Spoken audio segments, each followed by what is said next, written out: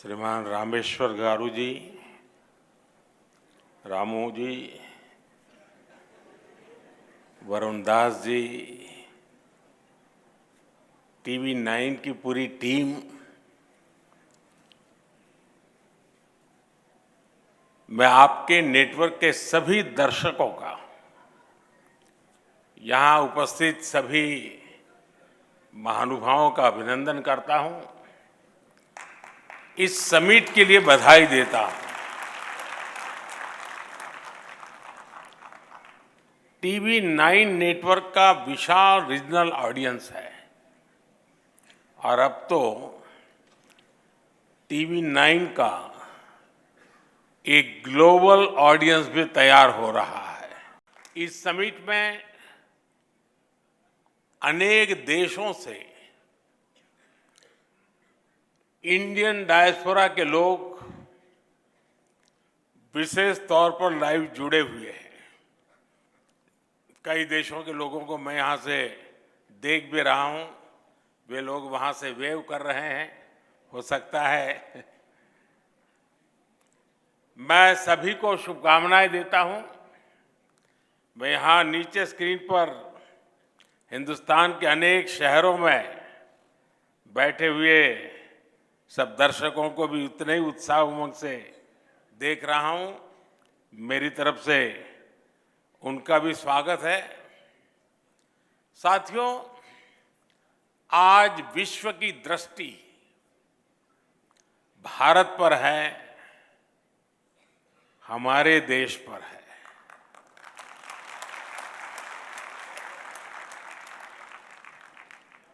दुनिया में आप किसी भी देश में जाएं, वहां के लोग भारत को लेकर एक नई जिज्ञासा से भरे हुए हैं। आखिर ऐसा क्या हुआ कि जो देश 70 साल में 11वें नंबर की इकोनॉमी बना, वो महज 7-8 साल में 5वें नंबर की इकोनॉमी बन गया।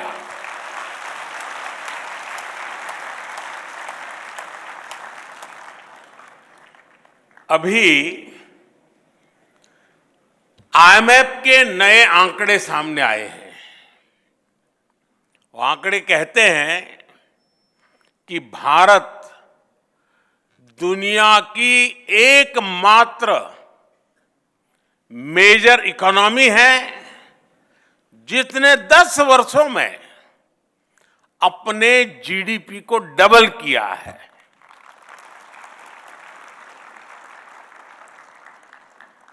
बीते दशक में भारत ने 2 लाख करोड़ डॉलर अपनी इकोनॉमी में जोड़े हैं। जीडीपी का डबल होना सिर्फ आंकड़ों का बदलना मात्र नहीं है, इसका इंपैक्ट देखिए। 25 करोड़ लोग गरीबी से बाहर निकले हैं और ये 25 करोड़ लोग एक नियो मिडिल क्लास का हिस्सा बने हैं। ये नियो मिडिल क्लास एक प्रकार से नई जिंदगी शुरू कर रहा है। ये नए सपनों के साथ आगे बढ़ रहा है, हमारी इकोनॉमी में कंट्रीब्यूट कर रहा है और उसको वाइब्रेंट बना रहा है। आज दुनिया की सबसे बड़ी युवा आबादी हमारे भारत में है। ये युवा तेजी से स्किल्ड हो रहा है, इनोवेशन को गति दे रहा है और इन सब के बीच भारत की फॉरेन पॉलिसी का मंत्र बन गया है इंडिया फर्स्ट।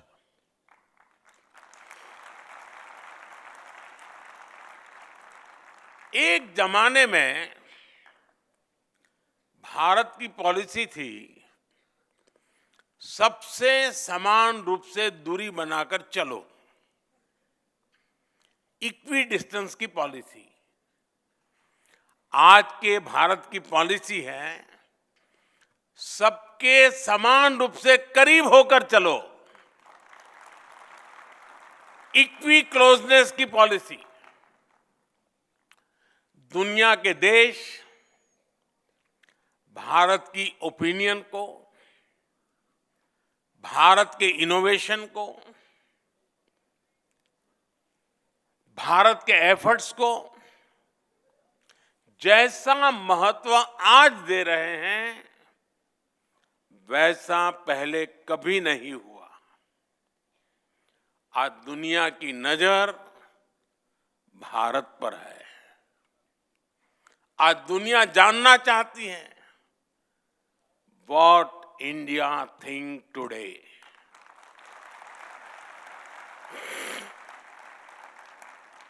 साथियों, भारत आज वर्ल्ड ऑर्डर में सिर्फ पार्टिसिपेट ही नहीं कर रहा, बल्कि फ्यूचर को शेप और सिक्योर करने में योगदान दे रहा है। दुनिया ने ये कोरोना काल में अच्छे से अनुभव किया है। दुनिया को लगता था कि हर भारतीय तक वैक्सीन पहुंचने में ही कई साल लग जाएंगे, लेकिन भारत ने हर आशंका को गलत साबित किया। हमने अपनी वैक्सीन बनाई, हमने अपने नागरिकों का तेजी से वैक्सीनेशन कराया और दुनिया के 150 से अधिक देशों तक दवाएं और वैक्सीन भी पहुंचाई।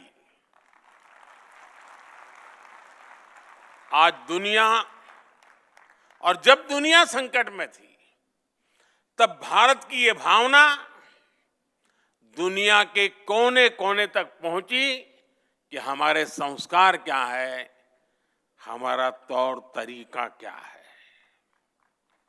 साथियों, अतीत में दुनिया ने देखा है कि दूसरे विश्व युद्ध के बाद जब भी कोई वैश्विक संगठन बना, उसमें कुछ देशों की ही मोनोपोली रही। भारत ने मोनोपोली नहीं, बल्कि मानवता को सर्वोपरि रखा। भारत ने 21वीं सदी के ग्लोबल इंस्टीट्यूशन के गठन का रास्ता बनाया और हमने ये ध्यान रखा कि सबकी भागीदारी हो, सबका योगदान हो। जैसे प्राकृतिक आपदाओं की चुनौती है, देश कोई भी हो, इन आपदाओं से इंफ्रास्ट्रक्चर को भारी नुकसान होता है। आज ही म्यांमार में जो भूकंप आया है, आप टीवी पर देखें तो बहुत बड़ी बड़ी इमारतें ध्वस्त हो रही है, ब्रिज टूट रहे हैं। और इसलिए भारत ने coalition for disaster resilient infrastructure CDRI नाम से एक वैश्विक नया संगठन बनाने की पहल की। ये सिर्फ एक संगठन नहीं, बल्कि दुनिया को प्राकृतिक आपदाओं के लिए तैयार करने का संकल्प है।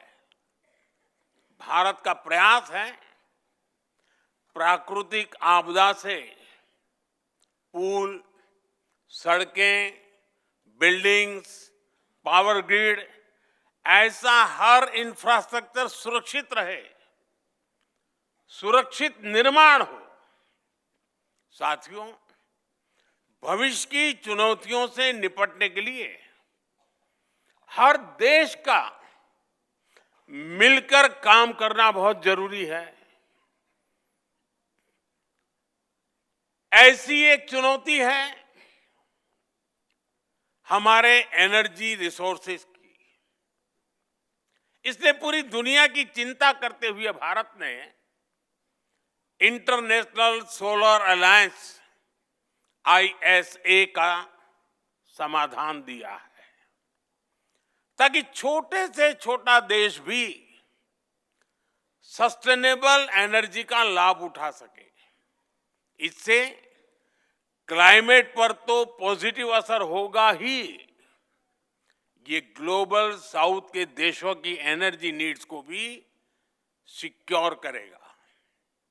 और आप सबको ये जानकर गर्व होगा कि भारत के इस प्रयास के साथ आज दुनिया के 100 से अधिक देश जुड़ चुके हैं। साथियों, बीते कुछ समय से दुनिया ग्लोबल ट्रेड में असंतुलन और लॉजिस्टिक्स से जुड़ी चैलेंजेस का सामना कर रहा है। इन चुनौतियों से निपटने के लिए भी भारत ने दुनिया के साथ मिलकर नए प्रयास शुरू किए हैं। India middle east Europe economic corridor IMEC ऐसा ही एक महत्वाकांक्षी प्रोजेक्ट है। ये प्रोजेक्ट कॉमर्स और कनेक्टिविटी के माध्यम से एशिया, यूरोप और मिडिल ईस्ट को जोड़ेगा। इससे आर्थिक संभावनाएं तो बढ़ेगी ही, दुनिया को अल्टरनेटिव ट्रेड रूट्स भी मिलेंगे। इससे ग्लोबल सप्लाई चेन भी और मजबूत होगी। साथियों, ग्लोबल सिस्टम्स को अधिक पार्टिसिपेटिव, अधिक डेमोक्रेटिक बनाने के लिए भी भारत ने अनेक कदम उठाए हैं। और यहीं पर ही भारत मंडपम में G20 समिट हुई थी। उसमें अफ्रीकन यूनियन को G20 का परमानेंट मेंबर बनाया गया है। ये बहुत बड़ा ऐतिहासिक कदम है। इसकी मांग लंबे समय से हो रही थी, जो भारत की प्रेसिडेंसी में पूरी हुई।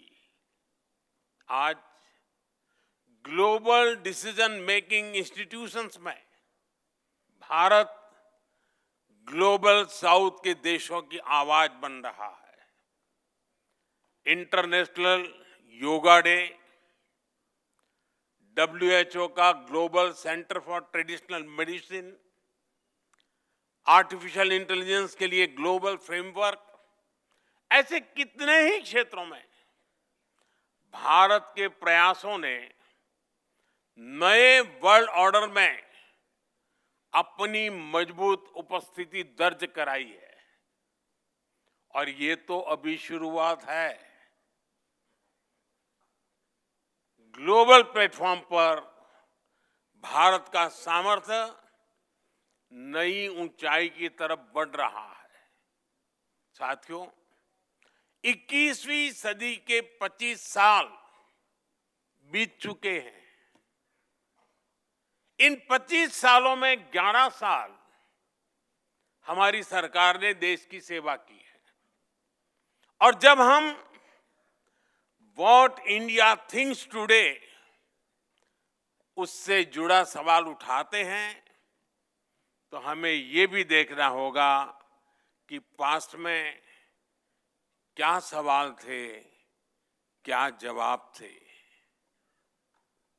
इससे TV9 के विशाल दर्शक समूह को भी अंदाजा होगा कि कैसे हम आत्मनिर्भरता से आत्मनिर्भरता तक, एस्पिरेशन से अचीवमेंट तक, डिस्परेशन से डेवलपमेंट तक पहुंचे हैं। आप याद करिए, एक दशक पहले गांव में जब टॉयलेट का सवाल आता था तो माताओं बहनों के पास रात ढलने के बाद और भोर होने से पहले का ही जवाब होता था। आज उसी सवाल का जवाब स्वच्छ भारत मिशन से मिलता है। 2013 में जब कोई इलाज की बात करता था तो महंगे इलाज की चर्चा होती थी। आज उसी सवाल का समाधान आयुष्मान भारत में नजर आता है। 2013 में किसी गरीब की रसोई की बात होती थी तो धुएं की तस्वीर सामने आती थी। आज उसी समस्या का समाधान उज्ज्वला योजना में दिखता है। 2013 में महिलाओं से बैंक खाते के बारे में पूछा जाता था तो वो चुप्पी साध लेती थी। आज जनधन योजना के कारण 30 करोड़ से ज्यादा बहनों का अपना बैंक अकाउंट है। 2013 में पीने के पानी के लिए कुएं और तालाबों की तक जाने की मजबूरी थी। आज उसी मजबूरी का हल हर घर नल से जल योजना में मिल रहा है। यानी सिर्फ दशक नहीं बदला बल्कि लोगों की जिंदगी बदली है। और दुनिया भी इस बात को नोट कर रही है, भारत के डेवलपमेंट मॉडल को स्वीकार रही है। आज भारत सिर्फ नेशन ऑफ ड्रीम्स नहीं बल्कि नेशन दैट डिलीवर्स भी है। साथियों, जब कोई देश अपने नागरिकों की सुविधा और समय को महत्व देता है तब उस देश का समय भी बदलता है। यही आज हम भारत में अनुभव कर रहे हैं। मैं आपको एक उदाहरण देता हूं। पहले पासपोर्ट बनवाना कितना बड़ा काम था ये आप जानते हैं। लंबी वेटिंग, बहुत सारे कॉम्प्लेक्स डॉक्यूमेंटेशन का प्रोसेस, अक्सर राज्यों की राजधानी में ही पासपोर्ट केंद्र होते थे। छोटे शहरों के लोगों को पासपोर्ट बनवाना होता था तो 1-2 दिन कहीं ठहरने का इंतजाम करके चलते थे। अब वो हालात पूरी तरह बदल गया है। एक आंकड़े पर आप ध्यान दीजिए। पहले देश में सिर्फ 77 पासपोर्ट सेवा केंद्र थे। आज इनकी संख्या 550 से ज्यादा हो गई है। पहले पासपोर्ट बनवाने में, और मैं 2013 के पहले की बात करूं, मैं पिछली शताब्दी की बात नहीं कर रहा हूं। पासपोर्ट बनवाने में जो वेटिंग टाइम 50 दिन तक होता था वो अब 5-6 दिन तक सिमट गया है। साथियों, ऐसी ही ट्रांसफॉर्मेशन हमने बैंकिंग इंफ्रास्ट्रक्चर में भी देखा है। हमारे देश में 50-60 साल पहले बैंकों का नेशनलाइजेशन किया गया, ये कहकर कि इससे लोगों को बैंकिंग सुविधा सुलभ होगी। इस दावे की सच्चाई हम जानते हैं। हालत ये थी कि लाखों गांवों में बैंकिंग की कोई सुविधा ही नहीं थी। हमने स्थिति को भी बदला है। ऑनलाइन बैंकिंग तो हर घर में पहुंचाई है।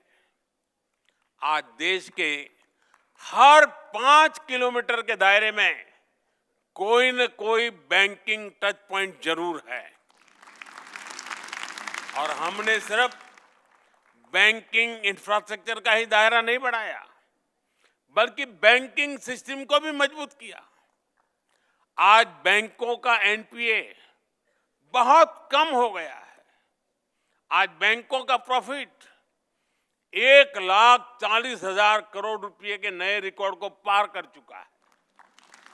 और इतना ही नहीं, जिन लोगों ने जनता को लूटा है उनको भी अब लूटा हुआ धन लौटाना पड़ रहा है।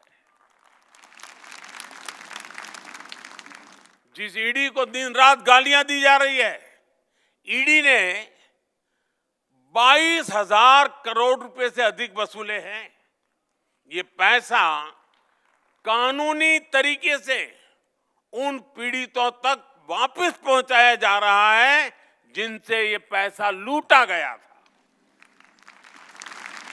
साथियों, एफिशिएंसी से गवर्नमेंट इफेक्टिव होती है। कम समय में ज्यादा काम हो, कम रिसोर्सेज में अधिक काम हो, फिजूल खर्ची ना हो, रेड टैप के बजाय रेड कारपेट पर बल हो। जब कोई सरकार ये करती है तो समझिए वो देश के संसाधनों को रिस्पेक्ट दे रही है। और पिछले 11 साल से हमारी सरकार की बड़ी प्राथमिकता रहा है। मैं कुछ उदाहरणों के साथ अपनी बात बताऊंगा।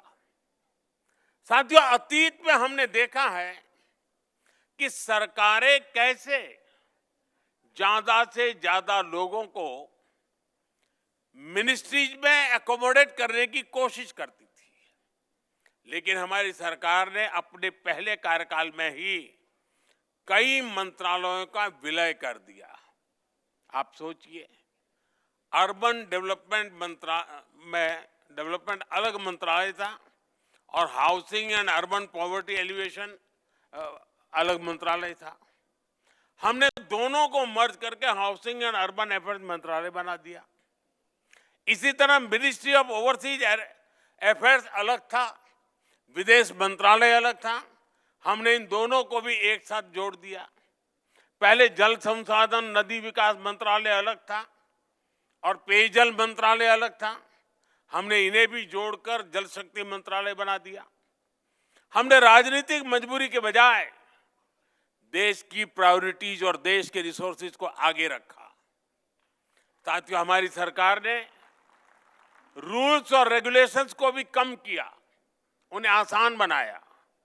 करीब 1500 ऐसे कानून थे जो समय के साथ अपना महत्व खो चुके थे, उनको हमारी सरकार ने खत्म किया। करीब 40,000 कंप्लायंसेस को हटाया गया। ऐसे कदमों से दो फायदे हुए। एक तो जनता को हैरेसमेंट से मुक्ति मिली और दूसरा सरकारी मशीनरी की एनर्जी भी बची। एक और एग्जाम्पल जीएसटी का है। 30 से ज्यादा टैक्सेस को मिलाकर एक टैक्स बना दिया गया है। इसको प्रोसेस के डॉक्यूमेंटेशन के हिसाब से देखे तो कितनी बड़ी बचत हुई है। साथियों, सरकारी खरीद में पहले कितनी फिजूल खर्ची होती थी, कितना करप्शन होता था, ये मीडिया के आप लोग आए दिन रिपोर्ट करते थे। हमने जेम यानी government e market place platform बनाया। अब सरकारी डिपार्टमेंट इस प्लेटफॉर्म पर अपनी जरूरतें बताते हैं, इसी पर वेंडर बोली लगाते हैं और फिर ऑर्डर दिया जाता है। इसके कारण भ्रष्टाचार की गुंजाइश कम हुई है और सरकार को 1 लाख करोड़ रुपए से अधिक की बचत हुई है। डायरेक्ट बेनिफिट ट्रांसफर डीबीटी की जो व्यवस्था भारत ने बनाई है, उसकी तो दुनिया में चर्चा है। डीबीटी की वजह से टैक्स पेयर के 3 लाख करोड़ रुपए से ज्यादा गलत हाथों में जाने से बचे हैं। 10 करोड़ से ज्यादा फर्जी लाभार्थी जिनका जन्म भी नहीं हुआ था, जो सरकारी योजनाओं का फायदा ले रहे थे, ऐसे फर्जी नामों को भी हमने कागजों से हटाया है। साथियों, हमारी सरकार टैक्स की पाई पाई का ईमानदारी से उपयोग करती है और टैक्स पेयर का भी सम्मान करती है। सरकार ने टैक्स सिस्टम को टैक्स पेयर फ्रेंडली बनाया है। आज आईटीआर फाइलिंग का प्रोसेस पहले से कहीं ज्यादा सरल और तेज है। पहले सीए की मदद के बिना आईटीआर फाइल करना मुश्किल होता था। आज आप कुछ ही समय के भीतर खुद ही ऑनलाइन आईटीआर फाइल कर पा रहे हैं और रिटर्न फाइल करने के कुछ ही दिनों में रिफंड आपके अकाउंट में भी आ जाता है। फेसलेस असेसमेंट स्कीम की टैक्स पेयर्स को परेशानियों से बचा रही है। गवर्नेंस में एफिशिएंसी से जुड़े ऐसे अनेक रिफॉर्म्स ने दुनिया को एक नया गवर्नेंस मॉडल दिया। साथियों, पिछले 10-11 साल में भारत हर सेक्टर में बदला है, हर क्षेत्र में आगे बढ़ा है और एक बड़ा बदलाव सोच का आया है। आजादी के बाद के अनेक दशकों तक भारत में ऐसी सोच को बढ़ावा दिया गया जिसमें सिर्फ विदेशी को ही बेहतर माना गया। दुकान में भी कुछ खरीदने जाओ तो दुकानदार के पहले बोल यही होते थे, भाई साहब लीजिए ना, ये तो इंपोर्टेड है। आज स्थिति बदल गई है। आज लोग सामने से पूछते हैं, भाई मेड इन इंडिया है या नहीं है।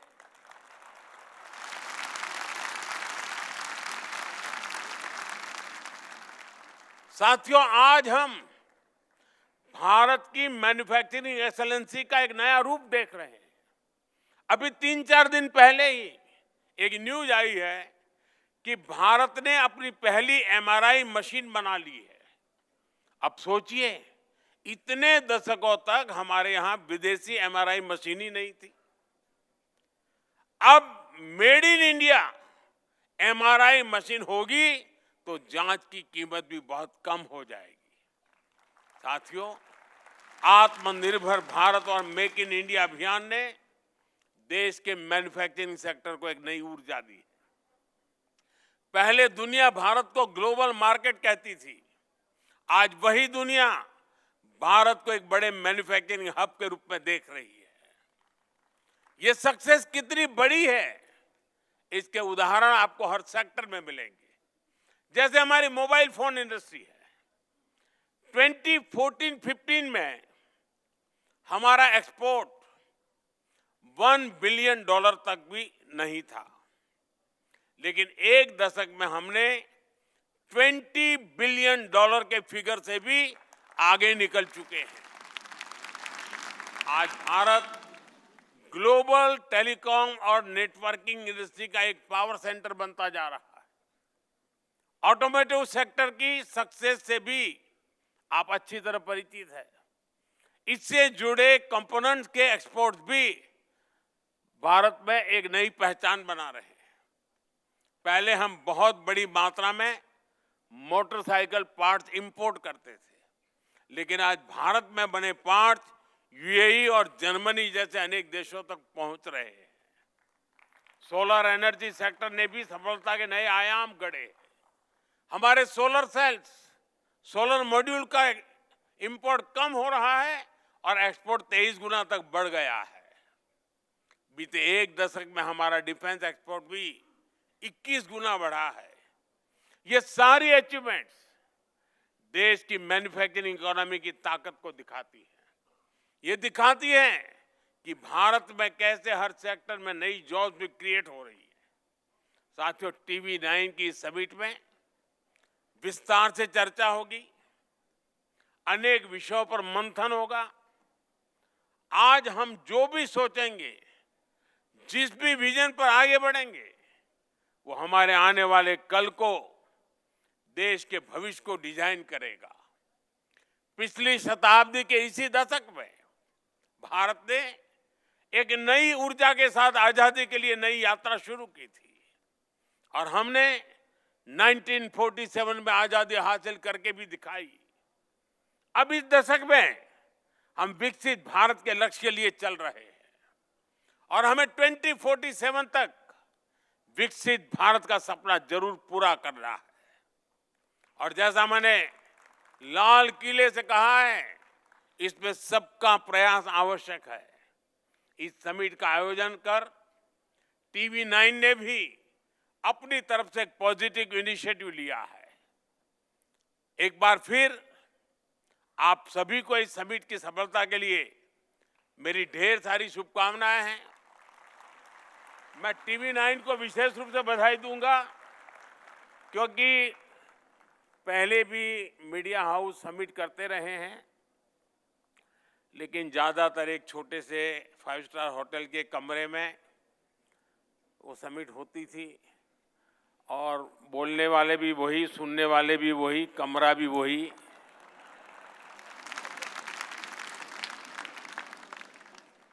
TV9 ने इस परंपरा को तोड़ा और ये जो मॉडल पेश किया है, 2 साल के भीतर भीतर देख लेना, सभी मीडिया हाउस को यही करना पड़ेगा। यानी TV9 थिंक्स टुडे वो भाग्यों के लिए रास्ता खोल देगा। मैं इस प्रयास के लिए बहुत बहुत अभिनंदन करता हूं आपकी पूरी टीम को। और सबसे बड़ी खुशी की बात है कि आपने इस इवेंट को एक मीडिया हाउस की भलाई के लिए नहीं, देश की भलाई के लिए आपने उसकी रचना की।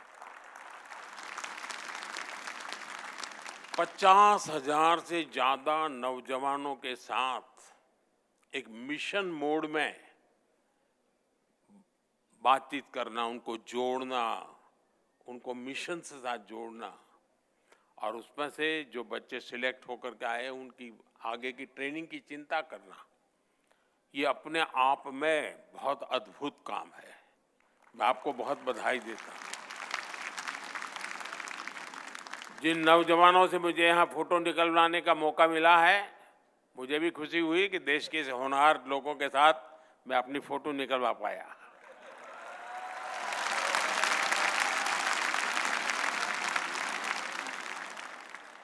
मैं इसे अपना सौभाग्य मानता हूं दोस्तों कि आपके साथ मेरी फोटो आज निकली है।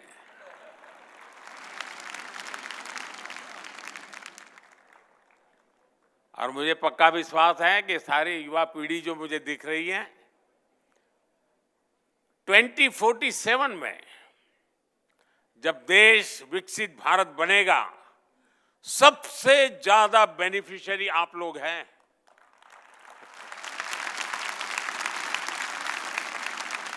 क्योंकि आप उम्र के उस पड़ाव पर होंगे जब भारत विकसित होगा, आपके लिए मौज ही मौज है।